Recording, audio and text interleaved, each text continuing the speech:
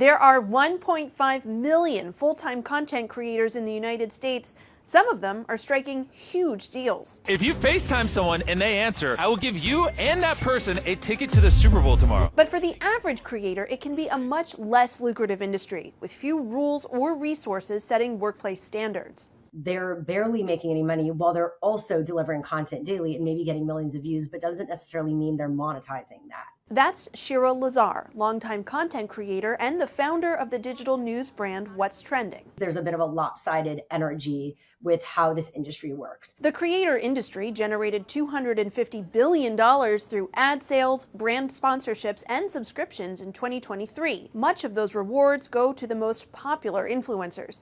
But for the average creator, the views and attention, that doesn't always equate to money. And so that becomes really hard, and that creates a bit of a toxic dynamic and relationship. Enter the Creators' Bill of Rights, a new framework introduced in Congress that proposes workplace conditions for the creator class. It calls for affordable and portable health care, transparent revenue-sharing terms between platform and creator, and standards related to the use of artificial intelligence. They need to have some basic rights. They need to make sure that they're getting fair compensation for the content they're putting out, that platforms are sharing a meaningful percentage with them. They need to make sure that they have health care and basic benefits.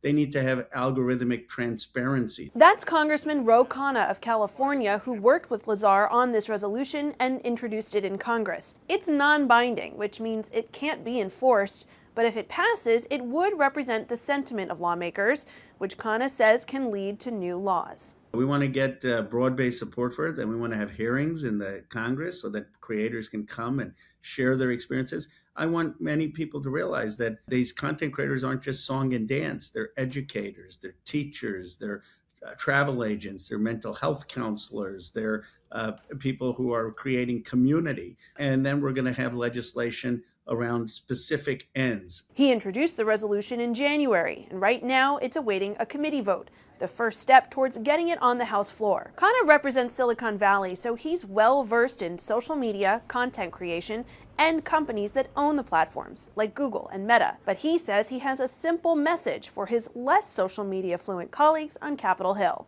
I'm saying let's think of them as you would think of gig workers or Uber drivers or Uber Eats or any workers who don't have guaranteed health care, who don't have a guaranteed pension, who don't have a guaranteed retirement account.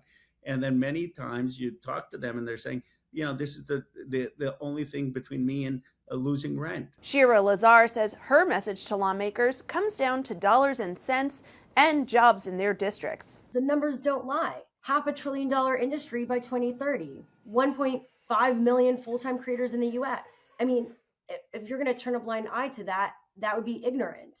So when I shared that and how much it is changing and evolving so rapidly in terms of jobs, then they do pay attention. For PBS News, I'm Rogin.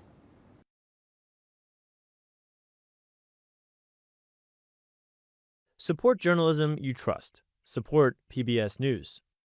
Donate now, or even better, start a monthly contribution today.